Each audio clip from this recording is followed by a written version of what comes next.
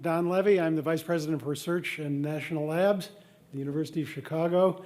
And I want to welcome you here and say I'm delighted that you are here for our latest version of the Discovery Series program. We designed the Discovery Series to basically show off activities, scholarship, science, engineering that go on at the University of Chicago to a wider audience, to an audience of students, educators, members of the community. And we're actually quite proud of what we have to offer in general in this series and what we're going to talk about tonight. I am told, it says here, for social media savvy. I am not social media savvy, so I have no idea what I'm about to say, but I'll say it anyway. I'd like to ask you, please share your feedback about tonight's program on Twitter using the hashtag UChiDiscovery, U-C-H-I Discovery.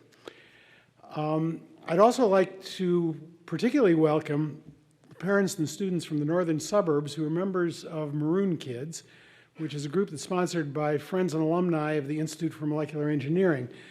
I should add that the group is open to all students in grades 6 to 12 and their parents who have an interest in science. So I'm delighted that you've joined us, and I hope you enjoy the program and you find it worthwhile. At the University of Chicago, we have, it's an unusual university in the sense that we have never had engineering. We're 125 years old and we've never had engineering here. This is not something I point to with pride. I think the university would have been a better university if we'd have had engineering from the word go. But we're a little bit late, but we are correcting the problem, and it's a particularly important time to correct it. About 5 years ago, we established the Institute for Molecular Engineering, and everybody you'll see on stage will be members of the Institute for Molecular Engineering. It is more or less been forced into it. The overlap between the sort of science that goes on at the university and the sort of engineering that goes on in the Institute for Molecular Engineering are so tightly interwoven that if we didn't have this marriage, we would have been missing a huge intellectual bet. So this has been tremendously important. The Institute has been a huge success. We've managed to attract some absolutely outstanding and prominent world leaders in this branch of engineering, 5 of whom you'll see tonight.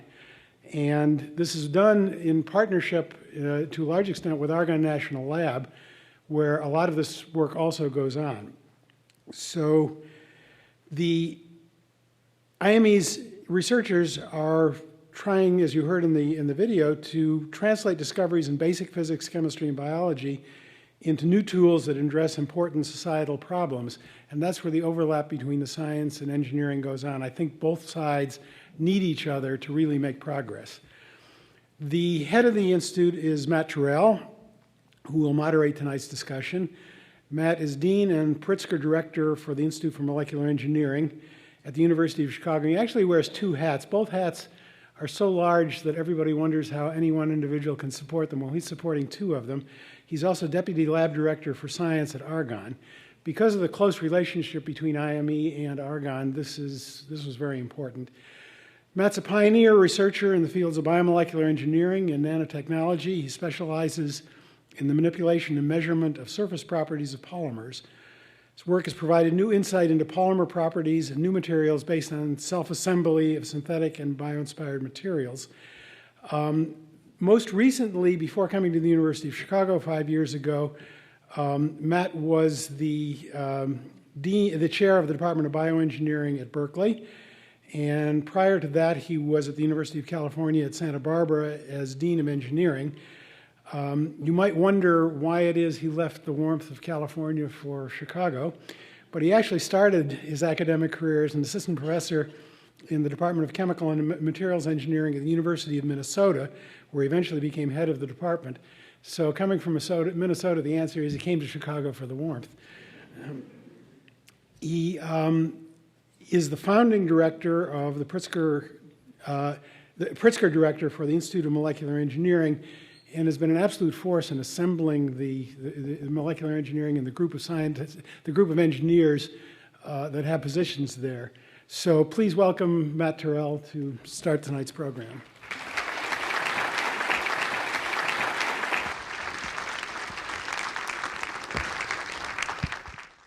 Thank you very much. and it's really a pleasure to address this crowd on future science, small scale, large impact. We could equally well have called this future engineering, small scale, large impact, to emphasize that we're talking about two subjects that are always sitting close together in universities and in real life, but actually have a little bit different philosophical approaches. Science is about curiosity and discovery and understanding how the world works, and engineering is about invention and design and changing how the world works.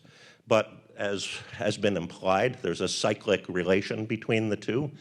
And we're creating not only the first engineering program at the University of Chicago, but really the first of its kind in the world, where we really try to create this intimate connection between molecular level science, physics, chemistry, biology, mathematics, and build functional systems from the molecular level up. You've seen some examples already, and you're going to hear about some examples in more detail, but they range from the future of computing to healthcare, to energy storage. And the point is that engineering is about taking science into society and doing useful things for society. The Institute for Molecular Engineering has gone from its inception in 2011, as you've seen now, to an organization that now has 15 faculty members signed up. I guess there are only 10 of us here right now, but we've grown in faculty size and, of course, importantly, in support staff. We started a PhD program 2.5 years ago. We're in the midst of recruiting our third class of PhD students, and we have over 60 PhD students. And maybe most significantly, we just launched our undergraduate program this quarter with a major including about 30 undergraduate students. So there will be, assuming all these students do well, 30 BS molecular engineers from the University of Chicago entering the workplace in the spring of 2018. So this has become a substantial activity. We also have been enabled by substantial facilities. First of all, we have a new building at the corner of 57th and Ellis that really has remarkable facilities, and you saw many glimpses of it in the video. We also occupy a significant portion of a relatively new building at Argonne, where many of us work part-time. And these things are crucial to what we're trying to do. So, you know, we're starting to look like a full-fledged academic unit, but we have a lot more to go. 8 of our faculty members, first of all, have joint appointments at Argonne, so there's a lot of moving back and forth. But I'd say we're entering, you know, some kind of adolescence right now. We've gotten through our infancy and our pre-adolescence and are moving into a stage where we have to plot our strategy thoughtfully and carefully, given what we already have, which wasn't something that I was encumbered with 5 years ago because we were starting from ground zero. So it's in every sense like a startup organization. It's not a startup company. We don't have financial risk. We have reputational risk. All of us left good universities to come here, so we want this to be a huge success, not only for the University of Chicago, but for our own satisfaction and reputation. And the thing that's very similar to a startup is that things change roughly quarterly, I'd say. The kinds of things that were working 6 months ago have to be rethought and re-envisioned and redone at least every 6 months or so. So anyway, that's our story, and that's the organization that brings you the program this evening. We're going to have 4 speakers, the same ones that you largely saw in the video, but they'll be able to spend 15 minutes talking in more detail about the areas that they work on. We're not going to have questions right after the talk, but rather after all of the talks, the speakers will come up on stage and hopefully we'll have 20 to 30 minutes for questions. Okay? So the first speaker is David Alshalom, who is the Liu Family Professor of Molecular Engineering and Deputy Director of the Institute for Molecular Engineering. David started his professional career at IBM. And then after a decade or so there, moved to UC Santa Barbara as a professor of physics and electrical engineering and the director of the Nanosystems Institute, the California Nanosystems Institute there. David is a leader in technology known as spintronics and quantum information technology, and his work has been broadly influential on the evolution of this field, which is growing worldwide. And I'd like to invite David up to tell you about it.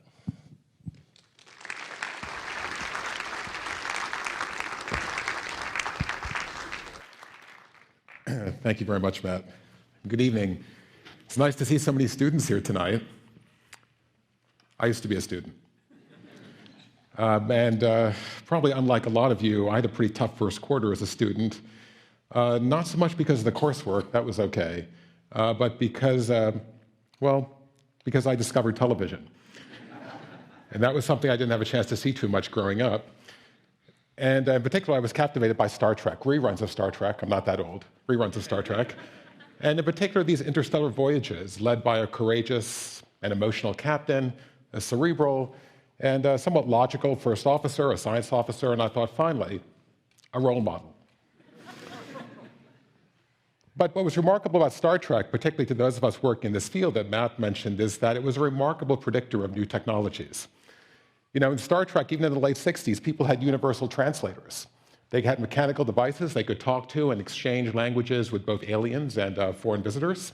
And today we have these applications on our smartphones. It's quite remarkable. They had personal access devices where they could take data from all manner of sources and have it readily available on the desktop. And today we have that in the form of tablet computers, where all of you can access information from the World Wide Web trivially for a few $100s. It really was remarkable that people thought about this. And more recent episodes of Star Trek brought up the idea of holograms, where you could have virtual realities, right? You could bring characters from the past and visit them, particularly important characters. And today, well, we have Michael Jackson. And we also have virtual realities, of course, that is an expanding presence in our lives. But one of the most appealing technologies, and what I want to talk about this evening briefly, is the transporter. Arguably the most exciting technology, where we will be dissolved into our constituent atoms, sent over vast distances, and then reconstructed, hopefully together. Well, that's a work in progress, and that's a bit about what I want to talk to you about this evening. I mean, it really is a work in progress, and it's a very exciting direction. And it's because when we think about matter, particularly matter at the atomic scale and the scale of individual electrons, the world of quantum physics becomes very important, and it's quantum mechanics and quantum science that dictates our behavior and our interactions. It's very different from our world today. And it's because the length scales are so different that we don't see it today. We're used to human length scales on the order of feet and inches. We think about our blood cells down to the fraction of a human hair diameter, down to chromosomes. Then you get to molecules and DNA, which themselves are composed of individual atoms and electrons. And for quantum technology to really make things work, we need to understand the behavior of individual atoms and electrons quantum mechanically and see if we can build a technology based on that. And that technology will be very, very different than what we have right now. So to put this in perspective, today's technology, of course, uses atoms, and we actually take them and we assemble them with remarkable precision. We build beautiful lattices of materials, beautiful single crystals, and we're really, really good at fabricating devices that all of us benefit with today. And to give you a sense of that, if you look at the upper left-hand corner of the screen, that's a single crystal of silicon. It's taller than I am, a couple of feet in diameter, and they're just beautiful materials. We've gotten incredibly good at this, and they're sliced into wafers, which you see in the upper right, and then devices are fabricated from them in clean rooms that you saw in the video in the lower left, and they're used in our technology very well. But for quantum technology, we're taking a very different approach. We're going to take a step back, and instead of trying to remove all the defects from materials that have been so important in today's technology, we're going to put them back in. We're going to take beautiful single crystals, and we're going to make them defective. And the reason that they're defective is that these defects are missing parts of an atom, or of a crystal, are ways that we can hold individual electrons and play with their quantum states. Oddly enough, these are experiments that could have been done decades ago, and people simply didn't look. So it's the defects that are very important. And those of you who have bought diamond, for example, are very familiar with defects. Different colors of diamond are because there are different defects in there. And in fact, diamond is a semiconductor like silicon, and you can build quantum systems out of diamond as much as anything. So the theme of the next 10 minutes or so is the fact that defects are good, and semiconductors, in a sense, are like people. It's the defects that make them very interesting. I don't know how I got there. So we're going to take a beautiful single crystal, and we're going to riddle it with defects. And the picture that you see in the upper right is a semiconductor that we've actually taken a very pure material, filled it with defects, and light is glowing from these individual spots, each one or just two electrons that we can control, and control their quantum mechanical properties. And it's these types of quantum properties that are going to serve the basis of a future technology. So, what are these properties? Matt mentioned in his introduction the idea of spin. And electrons have a charge that we're familiar with today. It's how our electrical circuits work. But each electron also has a quantum property called its spin that we typically don't take advantage of today. And the spin of an electron is just what you might think. The electron spins around this axis, just like the Earth spins around its axis. Or a top spinning on the table, which can also precess. The electron has this property as well. But in a classical system, like the Earth spinning or a particle spinning, the spin can be in one of two states, right? It can spin clockwise or anti-clockwise. Or like a little bar magnet, it can be up or down. In the quantum world, this spin can be in all different combinations at the same time, an infinite number of possibilities, and you don't actually know which one it's in. It's a very, very different way of looking at nature. So what do I mean? I mean, classically, if you take a single particle, say a little refrigerator magnet, we're pretty comfortable with the fact, right, that it can point up or it can point down. In the quantum world, this little spin is pointing in all different combinations, all at the same time, and we don't really know what to do with it until we look at it. And the moment we look at it, we know what position it's in. And every time we look at it, it can be in a different position. So you might think that's actually pretty annoying. It can be. But it's actually the basis of a very exciting technology. And so this is an example of some data that students take in the IME just down the street from us, where they're looking at a single electron, looking at it in this quantum superposition of states on the desktop at room temperature, and that red curve shows this electron spin pointing up and down and everything in between. It's very, very sensitive to its environment. And again, you might think that's a problem for a technology. You don't want things to be very sensitive, right? You walk around with them, you want them to be very stable. But in the quantum world, that's actually a real opportunity. And let me explain what I mean. It means that if you have one of these quantum states, you have a remarkable sensor. It's a sensor with extraordinary precision. And if you bring it next to a very small object, like a molecule, you have the opportunity to move this around and get the exact structure of the molecule, something that's very, very difficult to do today. And to put that in perspective, some of you may have seen magnetic resonance imaging systems in hospitals, where at the human scale, they work by taking very large magnets, orienting the spins in your body, and then watching them relax. And because different spins relax at different rates based on their environment, you get an image. And the image you see like this is at the human scale. Now imagine you could do images like this at the molecular scale. Things would be very, very different. And here's an example of how much this has changed in just the last 2 to 3 years, going from dozens of orders of magnitude of resolution down to a handful, by taking these quantum states, bringing them very close to molecules, and determining the structure and functional relationships of these molecules with a quantum probe. And you can see why that will be very, very important in everything from drug design to new materials discovery. And we'll talk about that just for a few minutes in just a second. Students here in the Department of Chemistry, as well as in the IME, have come up with some clever ideas of taking these quantum probes, putting them in very small pieces of material, and putting them in living cells.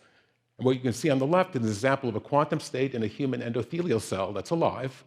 And this quantum state acts as a type of beacon, looking at the electric, the magnetic, and the thermal fields in a living cell and sending the information out to the observer. And in principle, should also be able to watch information moving in and out of a single cell. And the reason I thought these were interesting examples to show is it would be very difficult, if not impossible, to do this today with classical technologies. Now, there's a second quantum aspect of physics that's pretty interesting. And this is sort of the California version of it. Matt mentioned some of us were from Southern California. 2 bodies, 1 soul. And what that means is you can build a type of state, a piece of information, and put it into a pair, 2 or 3 electrons. And you can put it in such a way that this information is entangled. You can't read it from one particle or the other. It has to be the pair. It's literally put into both of them. And this has a very peculiar property. Once information is put into the pair, you can separate this pair. And you can separate over very large distances, over a city, over a state, over a country, and between planets even. It doesn't actually matter. Even though they're separated and there's no physical connection, they're connected. People found this very, very hard to believe in the early days of quantum physics, that even though there's no physical connection, you measure one, it affects the other. I see you don't believe this. It's reasonable. Einstein didn't believe it either. And in fact, when this first came to being, he had a very famous phrase, spukhafte Wärmebekunde. I'm sure you've heard of that. But you've probably heard of the translation, spooky action at a distance. That was literally the translation at the time. People found it very hard to grasp this. It made no sense. How can you communicate when there's no physical connection? A student from our group moved on to become a faculty member at Netherlands and Delft University of Technology, and very recently did that experiment. He put information into a pair of electrons, moved them over a kilometer apart in Delft, and did the measurement. He measured one, which in fact affected the other. This was reported a few months ago in the New York Times. Spooky action is real. It's remarkable. It's something we don't see in our world at our length scales, but is common at the scale of individual particles. Interaction without a physical connection. I see you still don't believe this. Okay. So how could you take this type of science and move it into a technology? And one thing you could do is take a commercial material, and Paul will talk about some of this in a few minutes, materials like silicon-based structures, fill it with defects, like I just talked about, and try and create states where the electrons trapped in these defects are entangled with nearby nuclei of atoms that also have spins, make entangled pairs. So students here have done this very recently, just a few months ago, and they built thousands of these entangled spins in commercial wafers of semiconductors, something that people really never thought you could easily do, but it turns out people just didn't try. And the reason this is very exciting is that each of these entangled pairs acts as a type of quantum device. And all of these quantum devices serve as a framework for a future quantum machine. And it's a quantum machine that would enable you to do models of quantum systems that even with infinite computing power that's available today, it's just not possible to model systems like this. You cannot model quantum systems with classical machines. So these are called quantum simulators, and people all over the world are working on this. And the reason is a very exciting one. If you can understand matter at very basic levels, you should be able to bring phenomena that we've seen today into the ambient world. For example, room temperature superconductors. Superconductors are materials that carry electricity with no resistance. These exist at lower temperatures. If you could bring that to room temperature, we would be in a very different world. You would be able to convey electricity with no resistance and distribute power. You would have levitating trains and levitating transportation because you could generate magnetic fields that oppose each other at room temperature. It'd be a very exciting discovery, and in principle, it might well be possible if we could understand materials at a fundamental level. And perhaps more importantly, it would give us options into pharmaceutical design, being able to design drugs whose targets could be well decided and testing done through complete simulation. It would obviate the need to do a lot of tests. You could calculate every possible functional interaction from a drug with a quantum simulator. And this is the type of future technology that a lot of us think about today. So some of you are wondering probably, where is your transporter? It's a reasonable question. Well, quantum information and this idea of entanglement offers a pathway to move information called teleportation. And teleportation is a pretty interesting phenomenon. If you look at these two purple atoms, as I just showed you, you can build them in a way that they're entangled even kilometers apart or planets apart. What's also true in principle is you bring a third object into this entangled pair, the entanglement acts like a type of superhighway and will transmit the information instantly to the next particle. It will make a complete copy instantaneously, even though there's no physical connection. You don't believe that either. That's reasonable. But just again, a couple of months ago at NIST, the National Institute of Standards and Technology in Washington, that's been demonstrated teleportation over 60 miles. They teleported the particle essentially between the University of Chicago and the University of Notre Dame. Yeah, no, it's amazing. And it worked. So now you're asking again, where's my transporter? There are a few experimental problems here. First of all, it doesn't work most of the time. So it only works once every 10 minutes. So we just talked about the number of atoms in a person, right? It's a large number. So to actually move a person from one place to the other, assuming you could do it, you'd literally die trying. I mean, with these estimates, it would roughly be 10 trillion ages of the universe. The universe ages about 10 billion years, so that's a very long time. So it's the sort of thing you would not want to try at home. But it's a very exciting time for us. I mean, what's becoming very clear for a lot of us, both in the IME and around the world work in these fields, is that we're building technologies now that are approaching single atoms. And when you build a technology with single atoms, the laws of quantum science determine the behavior, not our classical world. So quantum engineering is very much becoming a reality. We believe that will enable new designs and discoveries of materials, both for practical applications in pharmaceuticals, for medical applications. And because of the unusual nature of these quantum states, it also provides nearly tamper-proof security for quantum communication, something that's already being driven by startup companies right now around the world.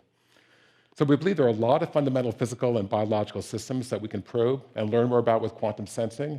And when you put this in perspective, when the field of semiconductor science was just starting, people never thought that there would be personal computers, global communication, and yet when we think about now quantum information processing, what's really exciting is we actually don't know what's ahead of us in the future. So thank you very much.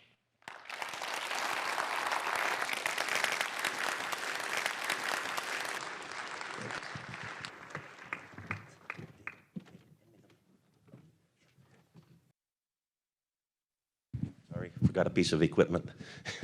Our next speaker is Supratik Guha, who is a professor in the Institute for Molecular Engineering and also director of the Nanoscience and Technology Division at Argonne. He joined the University of Chicago in 2015. His work is on semiconductors and oxides and other materials for computing architectures, for sensors, and for other applications, including energy applications. He had a 20-year career at IBM before joining the Institute for Technology at the University of Chicago, and in the last several years has served as the Director of Physical Sciences Research at IBM. And I'd like to invite Supratik up. Thanks, Matt. Good evening. Big data and data analytics today is largely dominated by computer-generated data, and that's either transactional in nature or social in nature. But as we go forward, there is general consensus that there will be a large body of data that will emerge that will be physical data, meaning data that comes from sensors that measure the physical world. So what can we do with this large body of physical data? We could analyze it in the way we analyze computer transactional data. We could run it through statistical packages and look for patterns, and that would certainly be very helpful and useful. But we could also take this data, given that it is physical data, and run it through physics models to learn a lot more about the environment that they're measuring and give us a lot of useful information. So what do I mean by that? To give you an example, I show you a scenery of waves in an ocean hitting against a rocky outcrop. There's a very nice description that Richard Feynman, the famous physicist, gave in a little poem he wrote at the time that he accepted an award many years back, where he talks about these two sort of independent bodies, waves in an ocean, meeting a hill or a mountain of some kind, and then the two interact to form a surf. So suppose we wanted to predict the formation of this surf. So we could take a bunch of sensors, and let's say these sensors can measure the velocity of the water and the pressure of the water at a certain point. And we took a whole lot of these sensors, so we have a dense number of these sensors, and they're measuring the velocity and the pressure of the water. And let's say we measured the shape of this rocky outcrop and its angles and so on with a great degree of precision. And then we took all of this data and we plugged it into some equations that come out of fluid mechanics. And we had a powerful computer, and we solved all of this.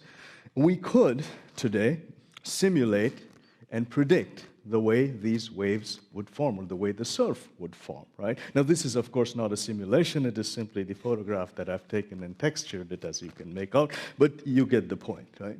But this is essentially what is called a cyber-physical system. And if we look at it in a little more detail, it consists of sensors that you can, which are part of a platform, and you can screw these sensors in and out like light bulbs. They could be measuring various things. They could be satellite data that measures, say, ground cover or agricultural coverage.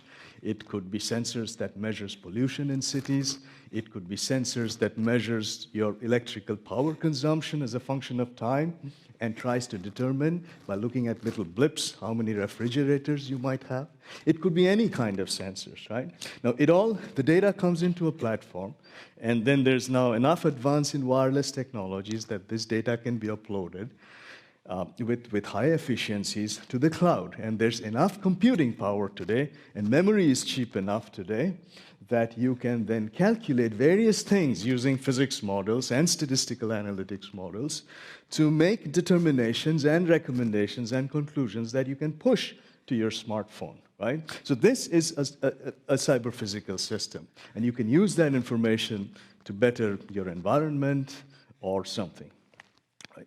So what is that something? But before I get there, let me talk to you a little bit about the limitations of these systems. These systems today are possible, right? And largely made possible because the power that exists in your smartphone today is more, the computing power is more than what you had 20 years ago on a graduate student's mid-sized server. So you can do a tremendous amount of computation today. Yet, these systems today are kludgy. They're not efficient enough, they're not cheap enough, and the main limitation are the sensors. Okay? They're just not cheap enough, not good enough. But this is how computing was, desktop computing was 30 years from now. And as we go forward in the future, you will see that these systems will become seamless and they will be ubiquitous in our lives. So where would they affect us? It can have major consequences for things of global impact. And I'd like to give you a couple of examples, one in the area of water quality and one in the area of agriculture. And I'd like to point out to you the need for developments in sensing technologies in giving you these examples. So let's start with water, and I will go to the Ganga River in India. It is one of India's two major rivers. About a third of India's population is affected by the Ganga, and they live in its basin. The problem with the Ganga is pollution. It is one of the most polluted rivers in the world, and cleaning it up is one of the major objectives of the current Indian government. There are about 140 drains, or what are called nalas, that feed into the river, and they bring with it fecal bacteria, organic matter, and things like fertilizer runoff and industrial pollution. Now, just to give you a sense, the fecal coliform concentrations in the Ganga River run from somewhere between 1,000 to 1 million per 100 milliliters of water. Now, the safe permissible limit for swimming in a lake in Vermont is about 300 or 400. So that gives you the sense of the level of pollution. Now, let us say we were able to measure fecal bacteria or organic matter using a measurement known as biochemical oxygen demand. And today there are techniques for measuring these, but to be able to measure them accurately, these tests take at least a couple of days. But let's say we were able to make sensors, okay, that could measure these instantaneously, and they were cheap. Let's say they cost about 100 rupees, so a couple of dollars. Then we could be measuring this river with high density, with high resolution, and this data, if it could be sent cheaply up to the cloud, it could be analyzed, and we could use things like computational fluid dynamic models and so on, not just to predict the flow in future of these contaminants, but also to do things like inverse modeling to back predict and try to find out sources of contamination.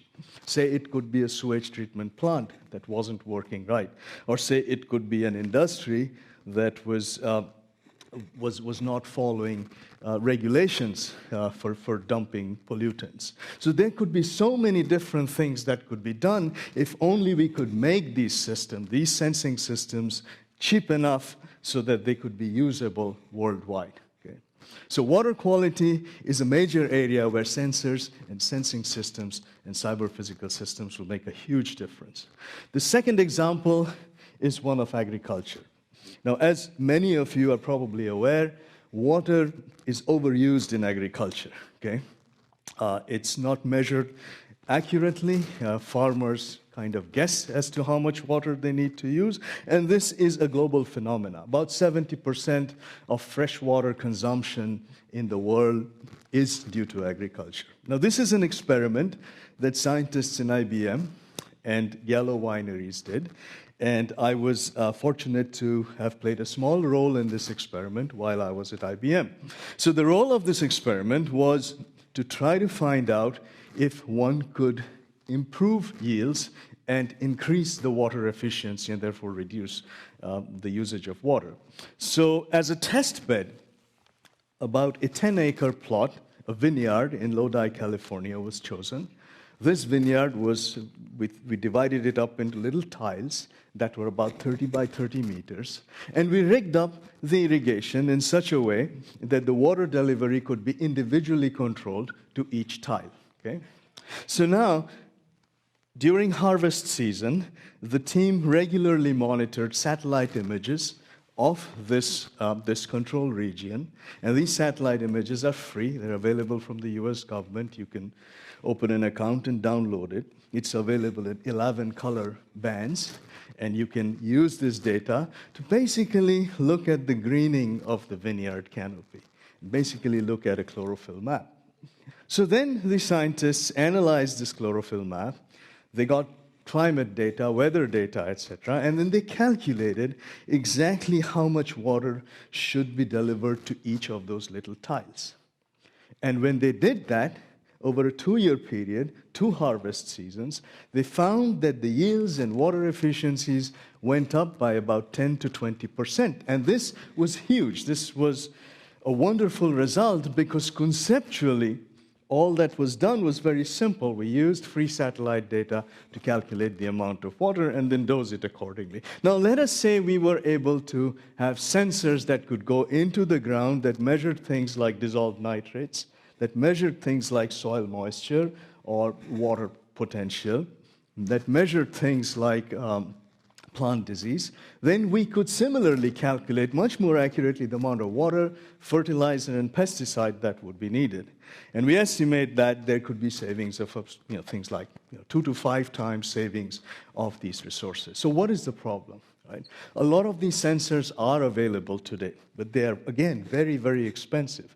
They cost a sensing platform today. Here will cost you somewhere between $800 to $2,000. So even for a high-value crop like wine grapes, you cannot afford to put more than maybe one sensing platform or maybe a couple every acre.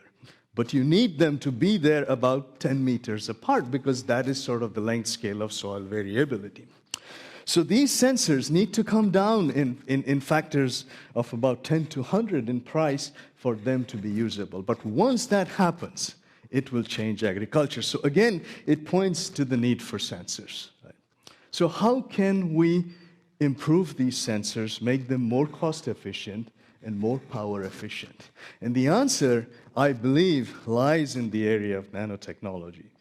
Nanotechnology has been around for about 25 years or so, and a lot has been learned in the field. But I believe sincerely that the calling card of nanotechnology will be in what it does for sensors. Okay? And the reason is very simple over here. The picture you're seeing here is a nanoparticle of platinum. Nanomaterials are essentially very small chunks of materials that are just a handful of atoms, maybe tens of atoms or hundreds of atoms, or at the most maybe thousands of atoms. Right? And if there's one message I'd like you to go home with, is that nanoparticles have many different properties, but the most important property is that its uniqueness lies in the fact that its property is determined by the environment that it is in. Okay? It's, for instance, if I take a bulk material, if I take this table, its property is determined by the way its atoms are bonded and so on. But when a particle is very, very small, how it behaves is determined entirely by the environment it is in. And this is important when you're trying to make a sensor because you want something that senses the environment, right? And that is why these materials are ideal for sensors. So how would we make a sensor out of these nanomaterials? Well, they interact in different ways with light, with magnetic fields, as you saw in David's talk, with pressures. And let me just give you one small example here, again, going back to water, and in this case, let's say determination of dissolved oxygen in water. So this is a technology that is already there. It's relatively new. You can buy products. It essentially is using something called a fluorophore, which absorbs light. In this case, it's absorbing blue light, and it emits red light. Now, if there is dissolved oxygen in water, and if this fluorophore is dipped in water, then this oxygen quenches or kills this light.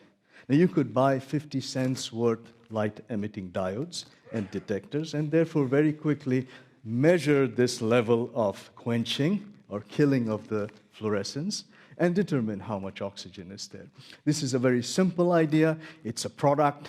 It's one of the sort of early products of what I would call nanotechnology, and you will only see these types of products improve and become cheaper and more efficient over the years. Okay? So where is the future headed? And for this, I would like to give the example of the boquilla vine. This is a vine that is found in Chile, and it is a very interesting plant. When this vine grows on any tree, the leaves of this vine try to mimic the shape of the tree, of the leaves of the tree that it is growing on. Now, this is amazing because the vine cannot see in the common way that we define seeing. So obviously, it is sensing something in a distributed way and then changing the shape of its leaves. Right? This is sort of the ultimate cyber-physical system. Right? It is adaptive sensing, it is distributed sensing, and in many ways, this is sort of the early form of intelligence. So we look at today's cyber-physical systems and push it out, 20, 30, 40 years from now, that's where our systems will be. They'll be distributed computing systems, and you will start seeing the first things of what we would call intelligence. With that, I would conclude my talk. Thank you.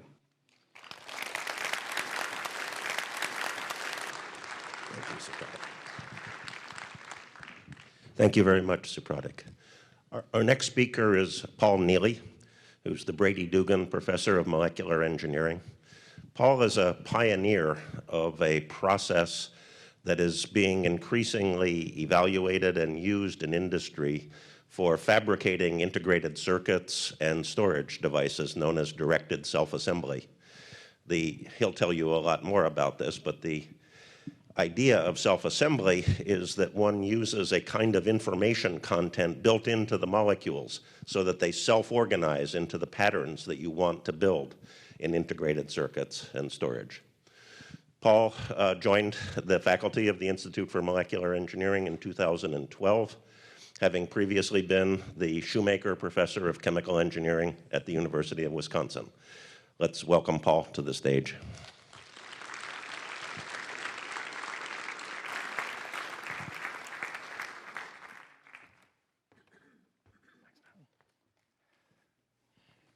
So good evening. It's a great pleasure to have the chance to tell you a little bit about our research here at the Institute for Molecular Engineering. So all of you should be aware, especially if you're over 40 or 45 years old, that you're actually living through a technological revolution that we call the digital age. So there's some images up here on the screen of products that you're familiar with that you use every day. But you need to think about the way that these products have changed the way we live, the way we communicate with one another, the way we generate, store, save, use information, and how it's brought the world to be more a global society. So another way to illustrate this point is to show you this advertisement from 25 years ago in 1991 from Radio Shack of all these electronic devices that were available for sale. And all of those devices are now contained in your smartphone. Amazing, just 25 years ago. So really revolutionary, and I think it's worthwhile taking a few minutes to think about how different your lives are now than they were 25 years ago because of these developments.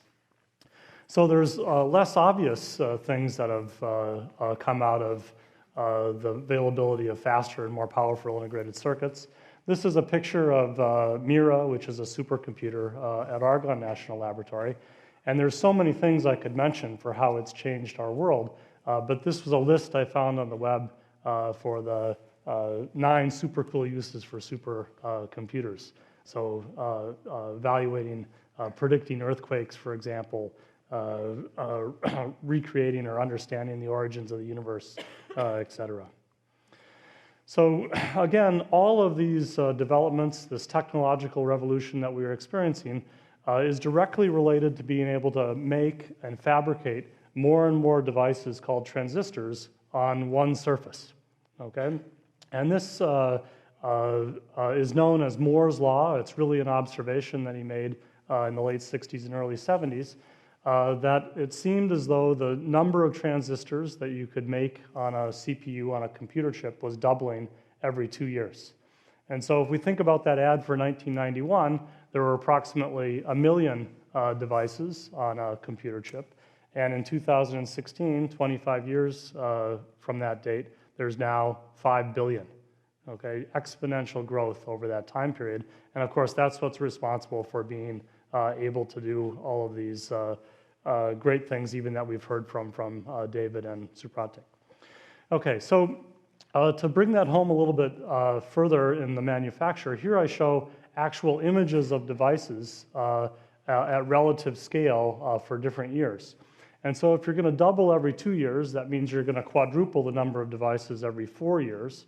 And if you think about it, if you shrink the area of a device by 2, that means you can fit 4 devices where you could only fit 1 device previously. So if you look at the images for 2004 and 2008, you see that they roughly shrank exactly by a factor of 2.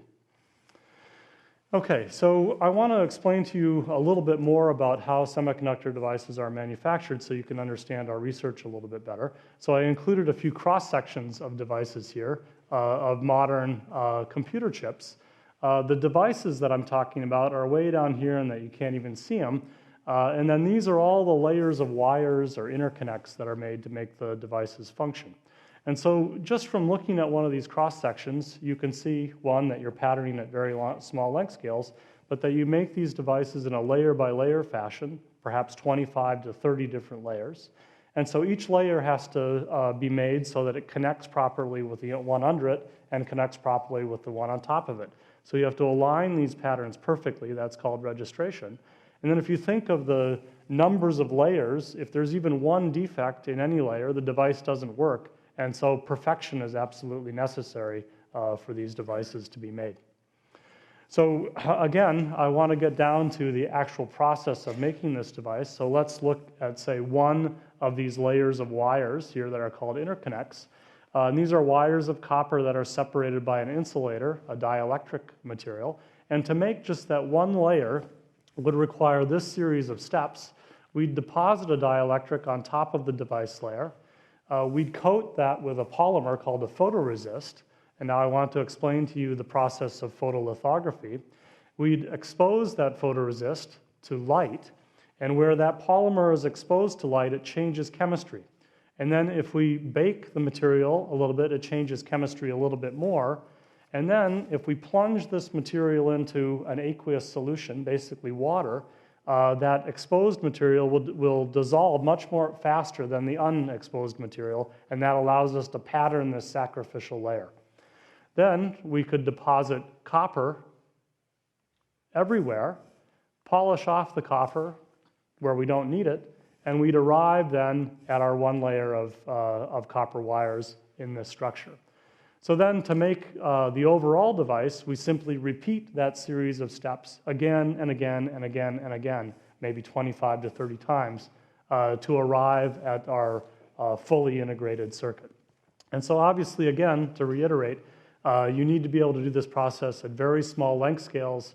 You have to be able to position each pattern perfectly, that's called registration, and you can tolerate no defects. Okay, so why can't we simply make these, one more bit of perspective.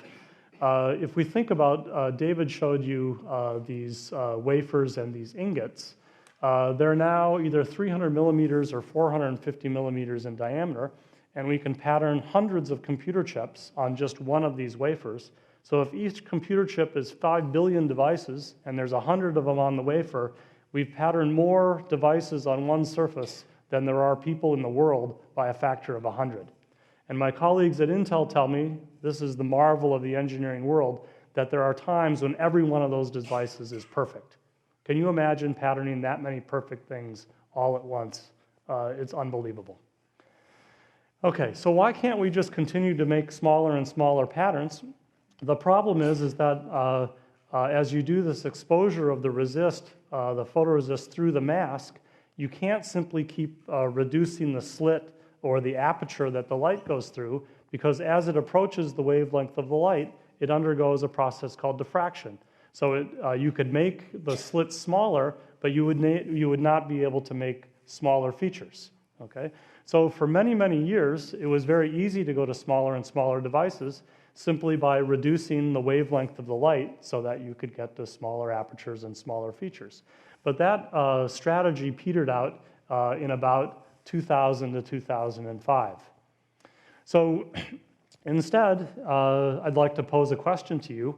What would you do to go to smaller features if you had a tool that could only give you, say, 80 nanometer periods, but you're at Intel and your boss says that you need to make 40 nanometer period structures? Very difficult challenge. It turns out the concepts for doing this are not so difficult. So here is one strategy, where called litho-etch, where you'd simply do this process twice, and you'd have a machine that could so perfectly move that wafer back into position that you could put a 40 nanometer line right in between the two 40 nanometer lines at 80 nanometer pitch. That would be called litho-etch. That's actually in production. The second strategy would be what's called self-aligned double patterning.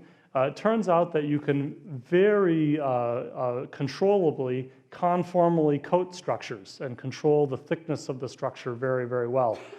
So in this strategy, you conformally coat that first resist structure and then use the conformal coatings on the two sides ultimately to define the pattern at double the density of the original pattern features.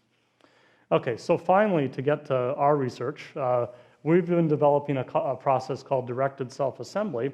And here we have the same tool that could give you, say, an 80 nanometer pitch pattern, but instead of doing those other processes that I just described, we use the tool to make a chemical pattern. And then the idea is, could we simply deposit a material, a magic material, that responds to that chemical pattern that would assemble into these structures at higher density than the original pattern to allow you to get to smaller and smaller features. And this is the principle of self-assembly. And this would be extremely useful because not only could you use it to double the resolution, for example, of the pattern, but you could potentially use it to triple and quadruple and even to go to higher factors of density multiplication. Okay, so the magic materials that we use, these self-assembly materials, are called block copolymers. There are two kinds of polymer chains connected at one end by a covalent bond. The two polymers aren't that exotic. One is polystyrene, like the cup that you get on an airline, and the other is PMMA, that is plexiglass that's in your screen door.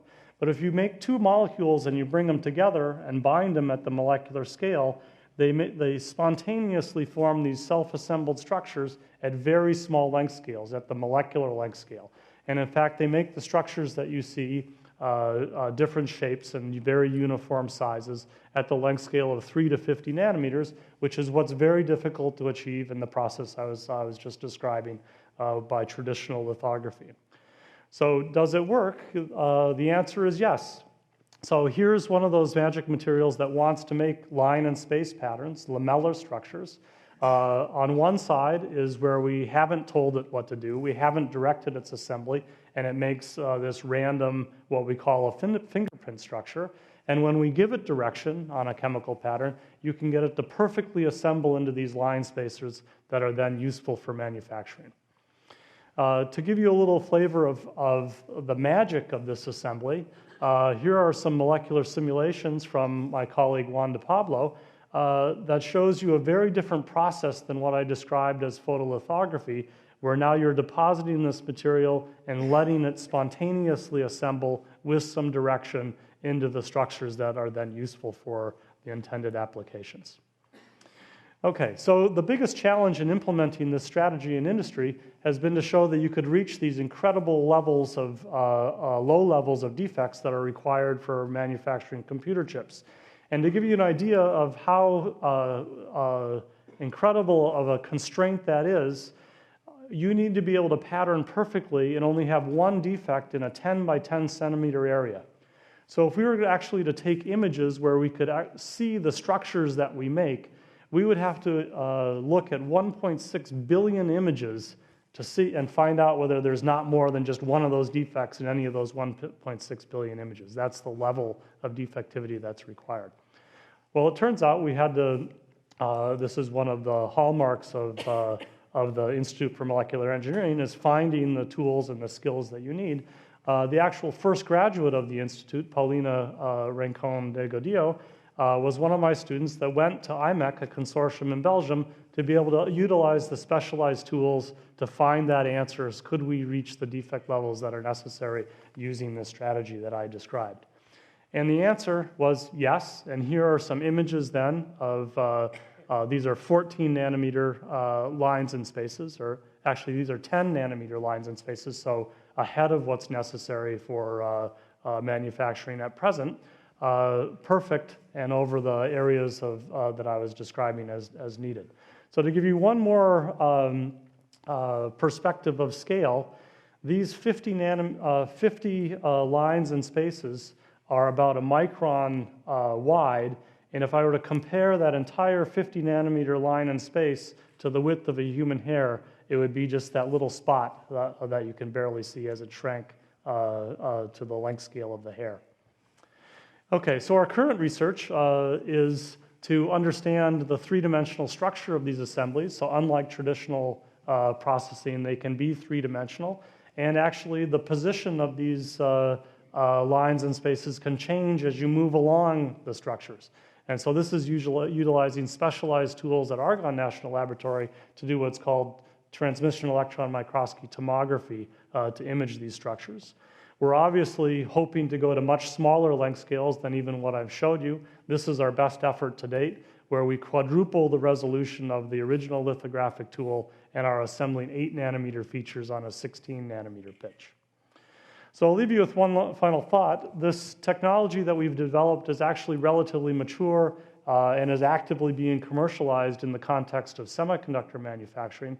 But now we're beginning to apply these concepts of directed self-assembly in other areas. You saw that the chips were three-dimensional. One question we ask ourselves is, can we use this same strategy to assemble three-dimensional structures for this type of manufacturing? A second question would be, could we use these strategies for materials for energy applications? The answer turns out to be yes, where we make ion-conducting materials for membranes that are used in fuel cells and batteries, for example. And then the sensors that Supratik was talking about, we use chemical patterning and nanoparticles to create structures that you can't make otherwise. And these assemblies of nanoparticles have incredibly sensitive sensing capabilities, even single molecule sensing. So with that, I'll stop and turn it over to the next speaker.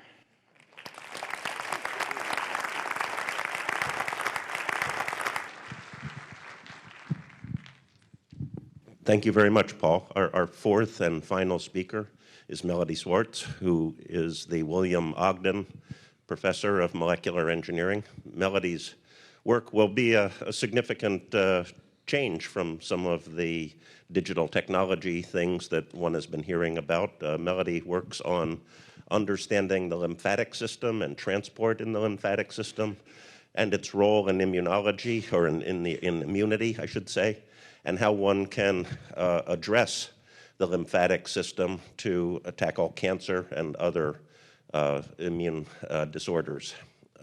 Melody joined us in 2014 actually, having been for a decade before that a professor at the École Polytechnique Fédérale de Lausanne in Switzerland. Melody, please join us. Thank you. Thank you. It's really a pleasure to be here. As Matt said, this is going to be a big departure. I am often asked two questions when I tell people I work on cancer. First is, why is that molecular engineering? And the second is, why haven't we cured cancer? I mean, think about all the billions and billions of dollars and effort spent in the last several decades on cancer research, and we still don't really seem to have a cure. What I'm going to talk about today is immunotherapy. This is potentially a cure for cancer. It holds, many people believe it holds the key to curing cancer, but this is something that we've been working on, and we still don't know enough, as many other people working on it, to actually use it to its full extent. Despite the promise of new immunotherapies that are coming out, cancer is still really winning. As you all know, cancer is one of the biggest killers of people that are not accident killed, and this actually claims like hundreds of thousands of people's lives every year. Deb was my friend since childhood and had breast cancer. She thought she was cured. A few years later, had some headaches and they found cancer having come back in her brainstem. And she embraced her fate, as you can see from this tapestry she made, and succumbed to it just last year. Many of you, if not most of you, know people, friends and family, who have been had their lives cut short early by cancer. Now, that's not to say we haven't made a lot of progress. There's tons of progress with all these billions of dollars we've been spending. Here's a list of some really incredible milestones in cancer research that have made a huge difference. Some of these are treatments, going from surgery a long time ago when they finally, discovered anesthesia, radiation more than 100 years ago to kill tumor cells, and chemotherapy, the first of which was mustard gas. Most chemotherapies up until recently killed rapidly dividing cells. That was a hallmark of cancer. More recently, very targeted drugs are being developed to kill cells that carry a specific mutation that was known to be existing in particular cancers. So these are becoming more and more patient-tailored and more fine-tuned. Okay, here's some pictures. Some of these milestones have come in early detection. A lot of this is in imaging techniques, but also some biochemical assays. If we can catch cancer before it becomes really obvious, we might be able to treat people at an earlier stage and get them before metastasis has occurred, treat the cancer. Okay, so this has actually caused a huge change in mortality rates because it's able to catch the cancer before it spreads. And then, of course, there's been a lot of technologies in better prevention, starting with, I would say, one of the first, I remember this when I was a kid, the Dragon Lady. I don't know if you all remember the Dragon Lady, but really, starting with saying, okay, hey, smoking causes cancer. It took actually decades for that to become to get out in the public, to the demise of the tobacco industry, but they kept finding new targets. But that actually helped change the actual rates of cancer death by preventing it from happening in the first place. Similarly, gene testing, genetic testing for certain mutations that are known to cause cancer. So, for example, the BRCA mutation in breast cancer that leads some people, like Angelina Jolie, for example, to get a mastectomy preventatively because the chances of getting the cancer will be very high. And then finally, cancer vaccines are starting to come in the picture. There are a few cancers that are known to be driven by viral infections. One is hepatitis B driving hepatocellular carcinoma. Another is human papillomavirus driving cervical cancer. And so we know that cancers arise from chronic infection. And so the idea in cancer vaccines in this sense, are really preventive by not preventing the cancer, but preventing the viral infection from ever happening in the first place, so a person would never develop cancer. And in fact, if every single kid today got vaccinated for HPV, we would just eradicate cervical cancer. It wouldn't exist anymore. It would be like smallpox. Okay. So all of these things have had an impact. Childhood cancer deaths have gone down over the years, even though the incidence has remained the same or even increased. Some cancers in adults, you can see, have actually decreased a lot. These are cancer deaths, not incidence rates on the right, like stomach cancer. But you can see here, like this is from 1930, lung cancer. There was a lag because after the campaign, after, cigarette companies were required to put smoking kills on there, it took another couple of decades to see the change in cancer incidence. But you can see it's leveling off, and in men, it's decreasing. But still, you see a lot of these cancers have not changed in their killing rate of people, like pancreatic cancer, liver cancer, colon and rectal, everything. Like, there's so many cancers that continue to have had very little impact from treatment. So why haven't we found a cure yet? Is it just a moving target? Are we just shooting at a moving target? Well, the answer is, of course, we're shooting at a moving target. Cancers are very complicated, evolving, heterogeneous monsters that evolve and grow very rapidly. They're not just one type of cell. They're a whole society of cells. We can develop drugs to kill some of those cells. For example, like in a lot of chemotherapies, you might only kill the cells that have a certain mutation, but then there's always going to be a few cells that don't have the mutation. They're going to come back and form a new tumor. You might kill cells that are rapidly dividing, but there are quiescent cells that just sit there, they wait out the therapy, and then they form a new tumor. Or you can, kill only part of the tumor, but not all of it because it's not fully effective. There's just so many ways that the cancer can escape therapy.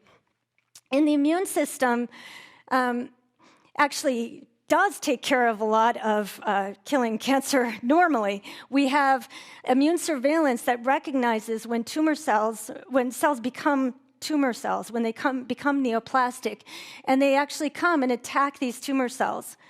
So this happens all the time. That's why people who do not have cancer don't have cancer, because this is taken care of as it should be.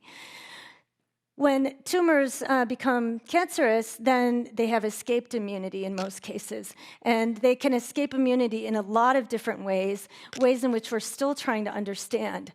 They can hide from the immune system. They can mask the things that make them different so that the immune system doesn't recognize that. They can take the immune system and actively suppress it with the chemicals that they secrete. Or they can even directly kill T cells that are coming to kill it. So they can even do like direct warfare with your immune system.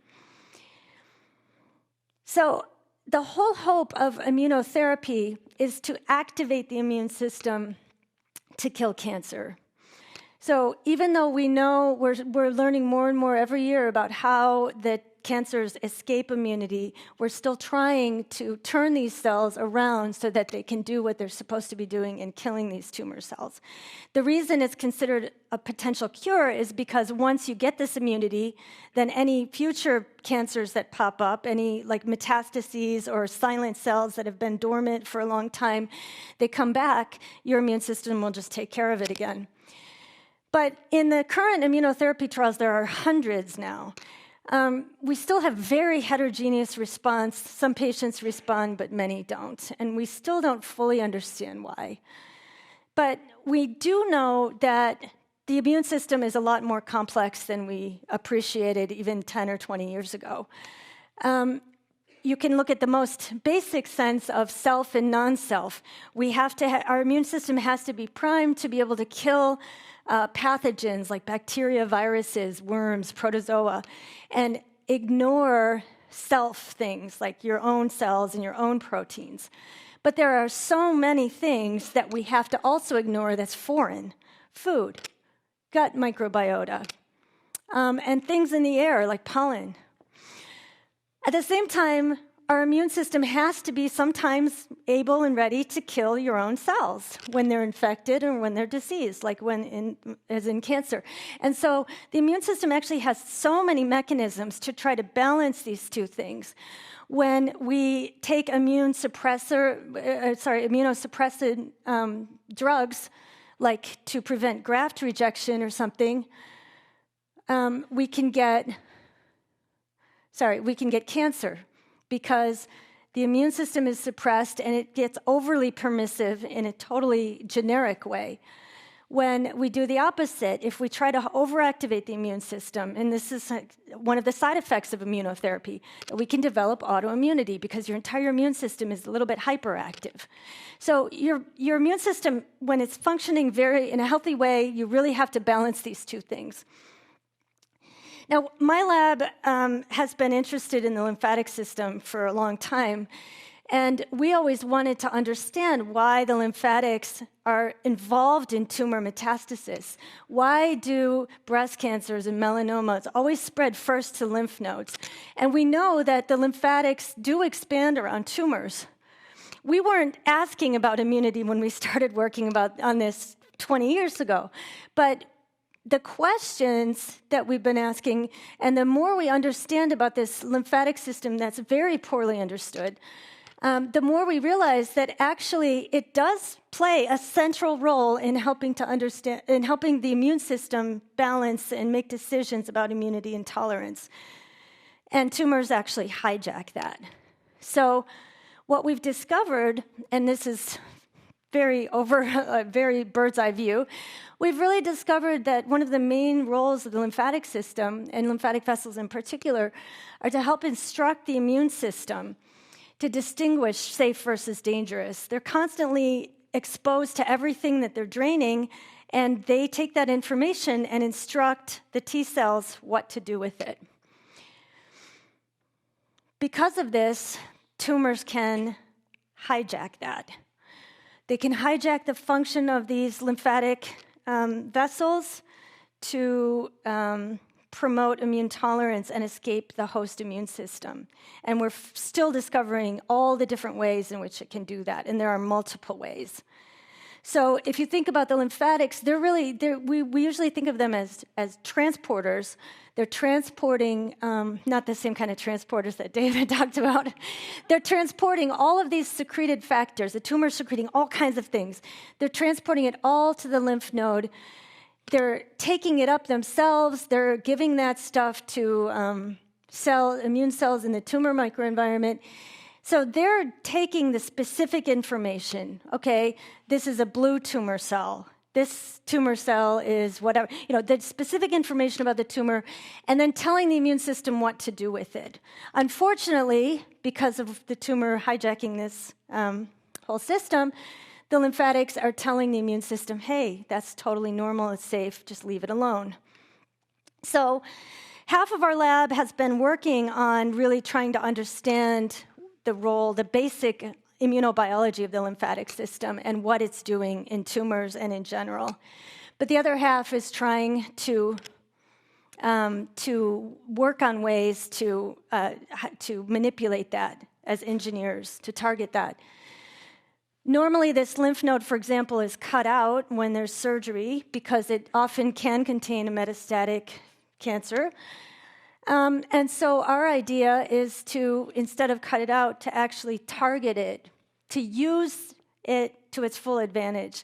It is immune suppressed, it's allowing the tumor to grow, but it has all that information. It's an information gold mine, meaning it has all the information about the tumor, the specific details of which proteins are being expressed and secreted.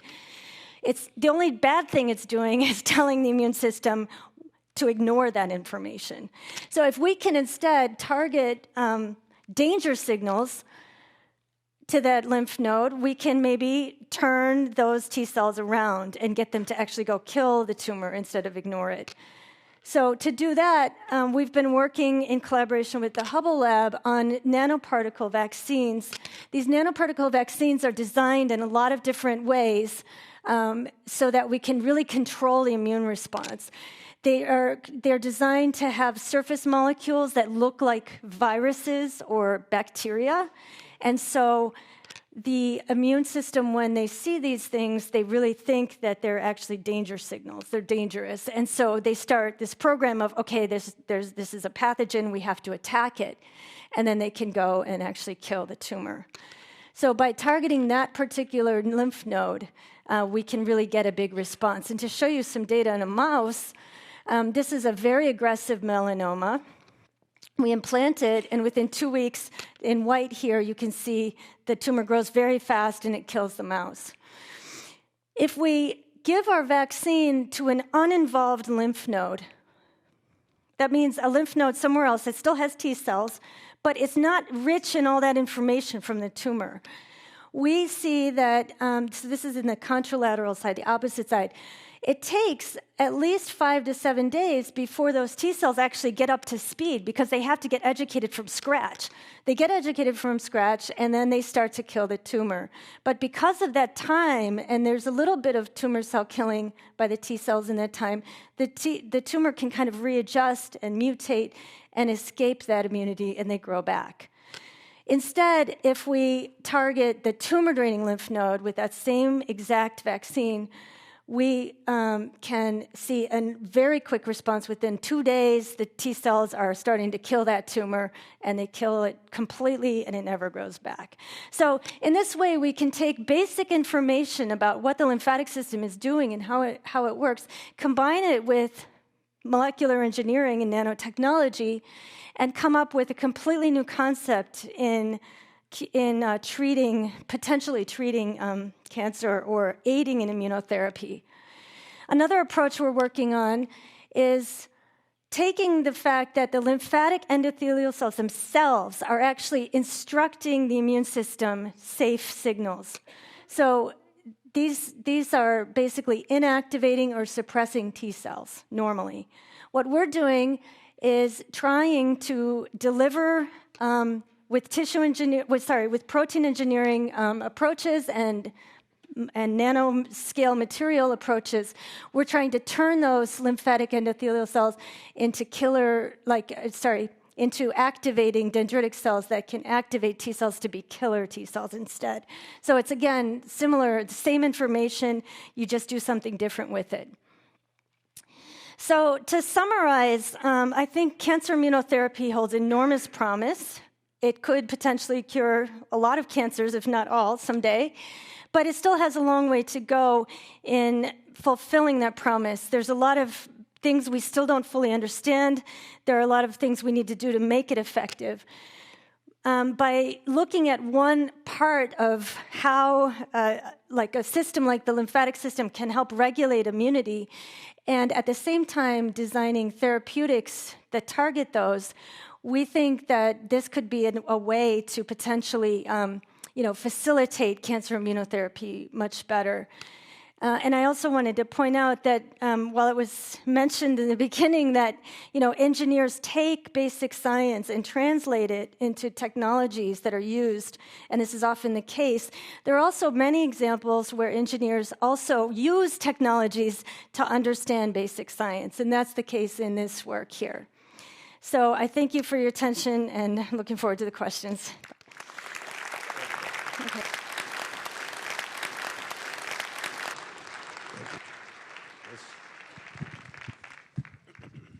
Please come up. I'd now like to invite all the speakers to come up, and we're going to take questions.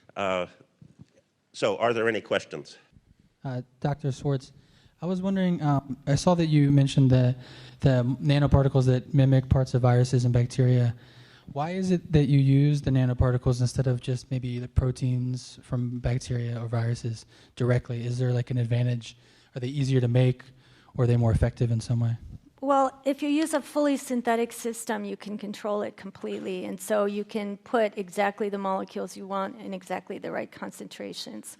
And we can make, the key here is size as well, size, surface chemistry, things like that. The size is what where you can control where you're targeting. So by making them ultra small, like 20 nanometers, 30 nanometers, we could really target lymphatics very effectively. Thank you. Hi, I had a question about supercomputing.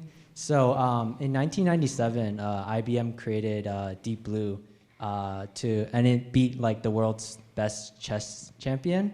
And recently, like Google's DeepMind AlphaGo beat the world's greatest Go player, which is like a feat that many people said wouldn't happen for many decades because of Go's complexity.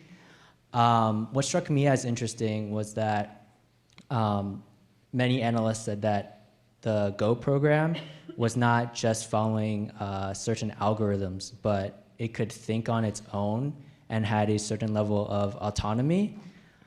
Given this like recent milestone in supercomputing, how far away do you think like AI being self-aware would be? This on you, Supratik. Okay. Excellent. Thanks. Thanks. Yeah, there was the chess game, and then don't forget the Jeopardy game that the IBM computer beat, and then there's the Go. It's a tough question, and I don't really have a quantitative crystal ball here with which I can tell you exactly when we will assume a level that our computers will assume a level that we will say is intelligence, because that itself is as kind of a vaguely defined line. But what I will point out is what you need to compare is how much energy do we spend in our computer when it plays against, let's say, a human. So a human brain, right, roughly consumes about 20 watts. Some people a little more, some people a little less. Mostly more in this room. So. Now, if you look at the machines, I don't know about the Go program, but if you look at the machine that beat humans at Jeopardy, that consumed about 80,000 watts, I believe. So it's a huge factor more. And that, I think, is where the innovation needs to happen, that we need to look at new forms of computing that are more adept and more power efficient at solving, problems that require intelligence and thought and qualitative decisions rather than high precision mathematics, which is what our computers were originally designed for. Thank you. This is a question for each one of you. Why are you working here instead of somewhere else? What is it unique about here that makes you want to work here? Let's start with Paul. Boy, there's an awful lot of reasons to mention, but this was an opportunity that was unlike any other that I've ever heard of and have not heard of since. To start something completely new, to think about a new paradigm of engineering research and education was just an opportunity that was impossible to pass up. And the level of enthusiasm of the administration and the fellow faculty and other departments and areas of the university was unprecedented. So it was a very easy decision. Yeah, I mean, I would echo that sentiment and also point out that a lot of the areas you've been hearing about today, the distinctions between science and engineering are really blurred. And so to make progress, you also need to train students in a very different way and have students work together in a very different way. And there are almost no universities I'm aware of that are starting programs like this where the distinctions between normal disciplines are gone. So in a way, it's a pretty exciting experiment to try and train students to work very collaboratively to attack very big problems in very different paths. So for me, the reasons were very, very simple, really. And I went through this process last year because that's when I joined the University of Chicago. One reason was just the quality of the colleagues and the diversity of their professional experience. This really appealed to me. The second was I'm also a joint employee at Argonne, and the proximity of the Argonne labs and the capabilities that are there and the colleagues at the Argonne labs. There are very few places where you can gain from the strength of a university and a large major DOE, Department of Energy, national laboratory. And the third reason is that the Institute for Molecular Engineering is growing, and you always want to be part of something that is growing. Well, I have many reasons for coming here. I had a really great lab in Switzerland. I was very happy there, but I was super excited about going to a place where engineering didn't exist, because we can redefine it now. There are so many barriers between different engineering departments in most schools. Chemical engineering, mechanical engineering, everything is changing so fast. We need to be thinking about problems as we can attack any kind of problem with a set of tools. Well, not every problem, but together we can all attack all kinds of problems. And a lot of the technologies we're using could also be used in completely non-biological applications. I think having physicists and quantum physics people and computational people around to help problem solve, it just makes the think tank so much bigger, and it's a really exciting opportunity to start thinking about approaching problems in completely new ways. Good, thank you. There's a question in the middle there. Yeah, I got two questions actually. One of them is regarding the test results for melanoma in rats. Are those isolated results, or are those pretty consistent? And if they are consistent, why is this not being used right now as for curing cancer in humans? And what do you see as the path for this kind of therapy to get out there? That's question one. Question two is completely unrelated. It's regarding with all the quantum spin technology that we've talked about. What does that imply in terms of quantum computing? And does your department have any kind of plans regarding quantum computing in either contributing to the development of it or working with existing industry partners, et cetera? So, okay, Melody, then David. Oh, okay. Well, there have been a lot of things that cure cancer in mice that actually don't work in humans. And so there is a big barrier to getting into clinical trials.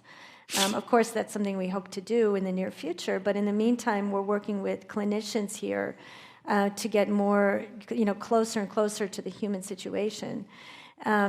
You would say, well, why? Yeah, it's very reproducible.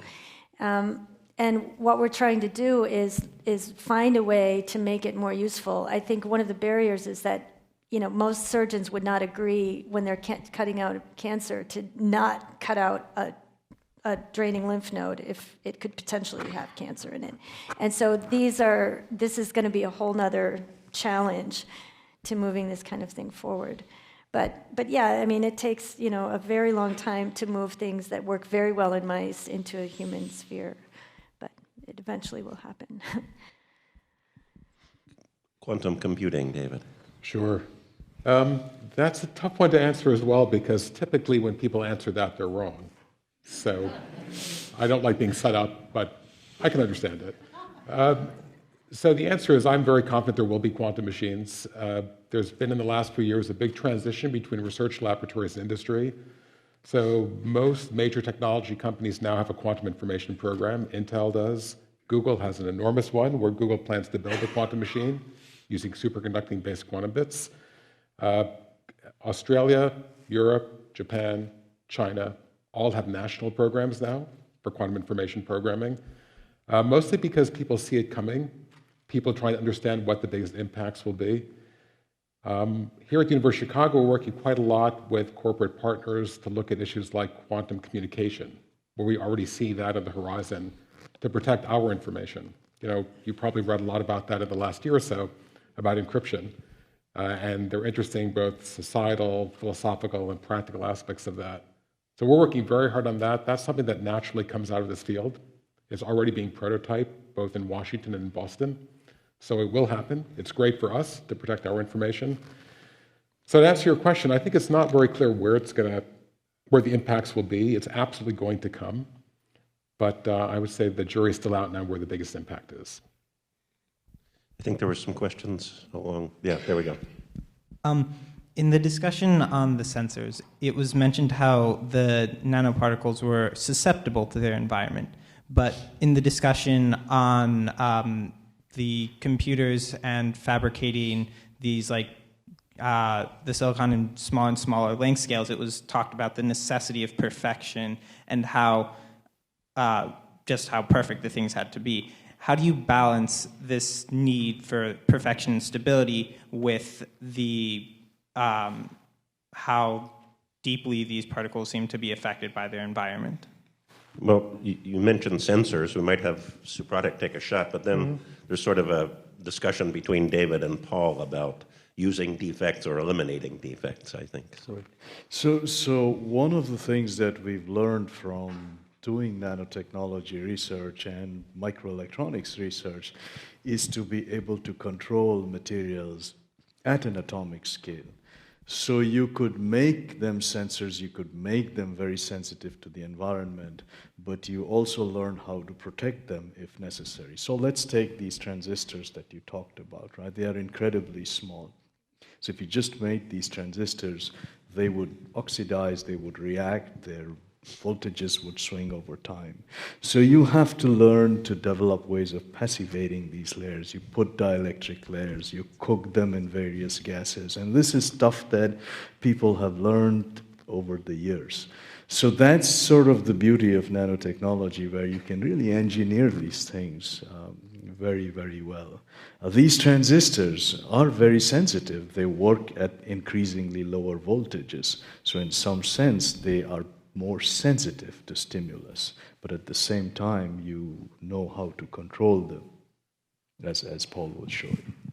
I think the differences you heard between Paul and David is because we're really not talking about exactly the same kind of system. And I'll turn it over to them in a second, but in one case, performance relies on perfection. In another case, performance exploits defects. But you want to say something else?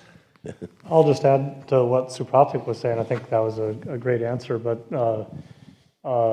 as the manufacturing gets more and more difficult, there's a great amount of research going into defect-tolerant architectures. So how can you plan for defects and have the devices function with higher levels of defects than I was talking about today?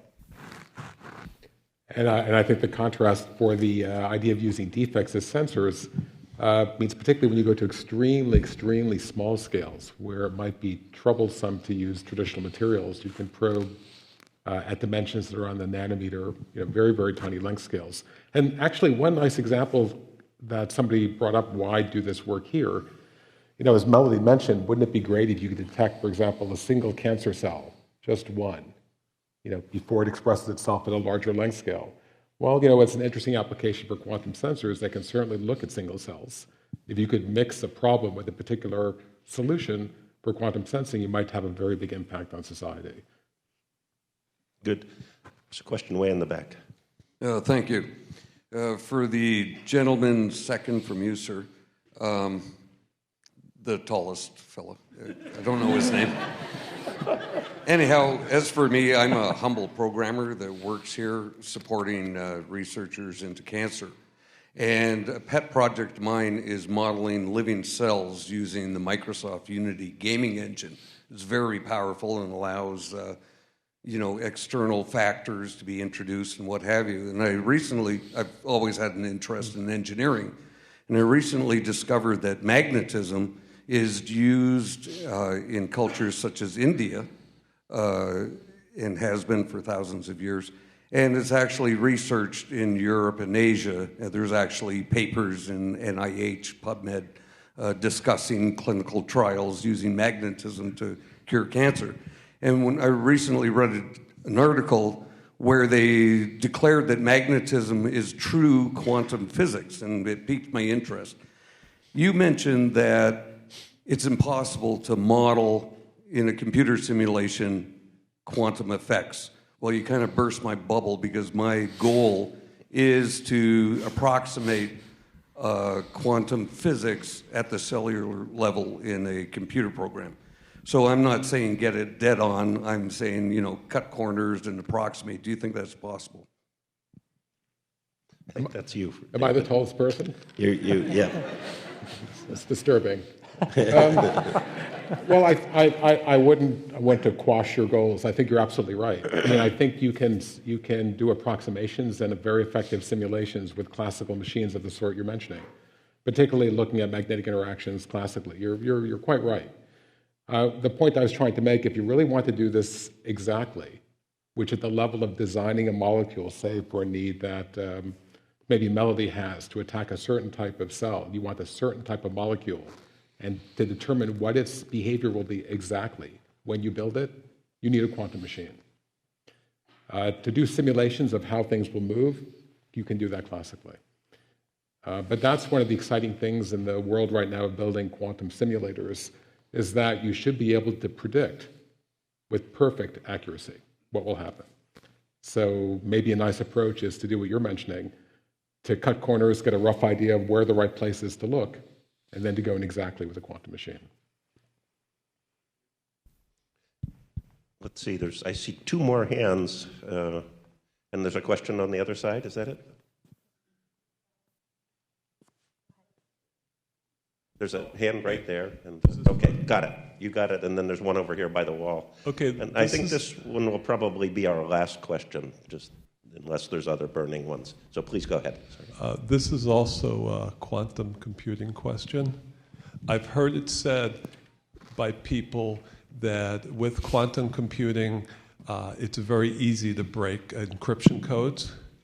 And I'd like for you to explain what it is about quantum computing that makes it easier than traditional computers to break encryption codes. Okay, I can give a very short answer to that. That's a very good question. So most of our security today, like when you're on the internet, you see the little lock symbol, right? And you put in your Visa number. It's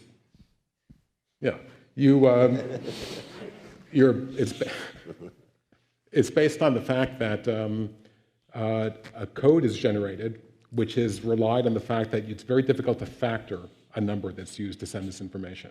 So factoring is very important. And one of the reasons that your PIN and different numbers work well when the little lock symbol is there is it takes a long time to factor that number to get your actual, say, credit card number.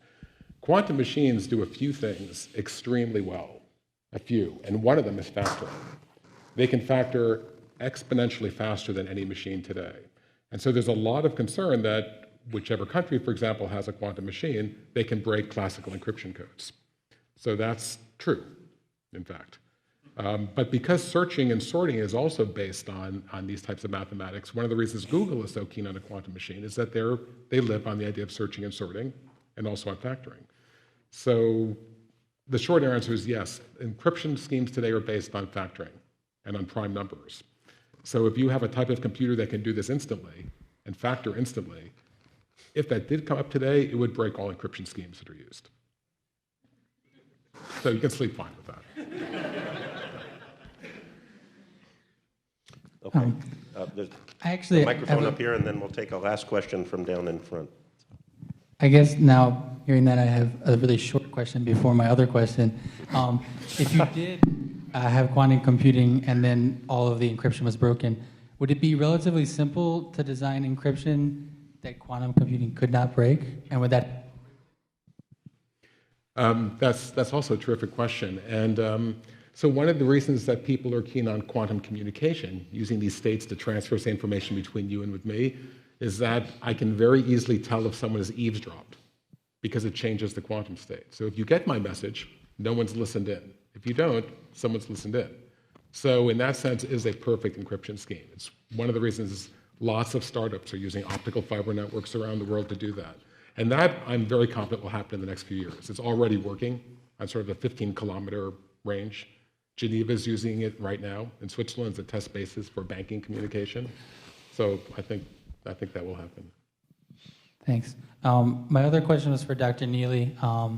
You were talking about Moore's Law, and it seemed like in the past you mentioned that they took advantage of shortening the wavelength of the photolithography progress to continue Moore's Law. And then it seemed like a lot of the description of how they kept up with Moore's Law recently was a lot more basically tricky, different ways that you mentioned to like double the resolution, and then of course your self-assembling materials. I guess to me that seems like it's getting more difficult and people are becoming more desperate. In your opinion, does that mean that Moore's Law will be more difficult to continue in the future? Do you expect to continue that same trend? Are you desperate, Paul? I am desperate. Yeah. People have been predicting the end of the roadmap since I started working in the field in 1990. I can still remember going to a conference and somebody saying, we'll never have devices with critical dimensions below a micron. And of course, now we're at almost 10 nanometers. So I'd be hesitant to ever say that there's going to be an end to the roadmap, but there has to be at some point as we go to single-digit nanometers, and I think that time is probably coming in the next decade or so. But there's already been a huge shift to three-dimensional architectures, particularly in memory. So we had a very strong project with Micron, for example, and that evaporated overnight as Micron and Intel came up with a scheme for making memory in 3 dimensions where the dimensional scaling in 2 dimensions was no longer a critical need or was hard to meet. And so it's clear that we're going to go into the 3rd dimension in the future. It's already happening in memory, and I'm sure that it will happen soon in logic. Please go ahead. My question is for everyone here, or for the 4 of you. How much do your fields interact with each other? Like, if solving a problem in one field, could that help solve a problem in another one?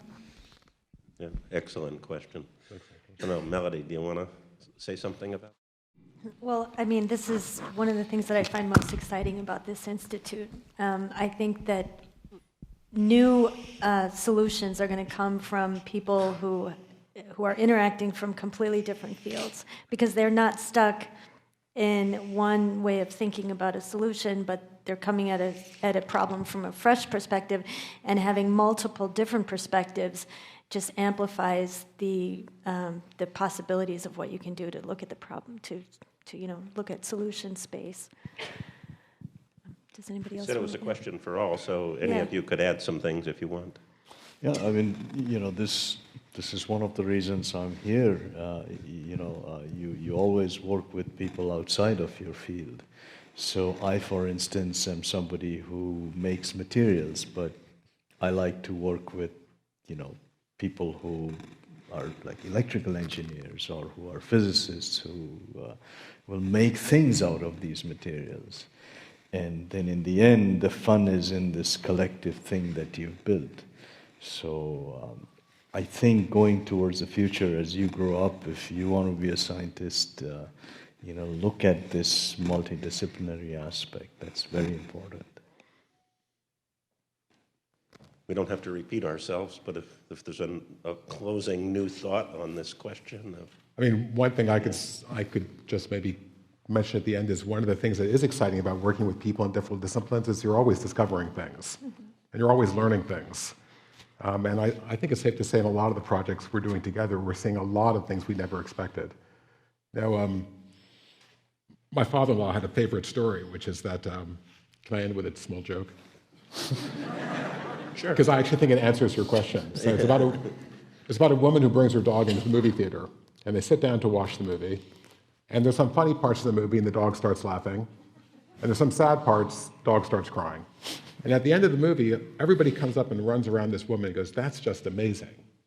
And she looks at the dog, she goes, "It is. He hated the book."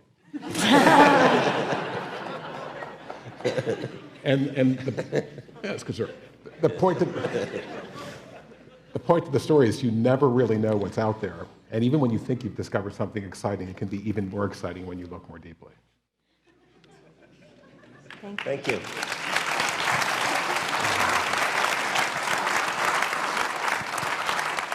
We really appreciate your attendance and your active participation in this discussion. And come next time there's a Discovery series, I'm sure it'll be equally entertaining. Thank you.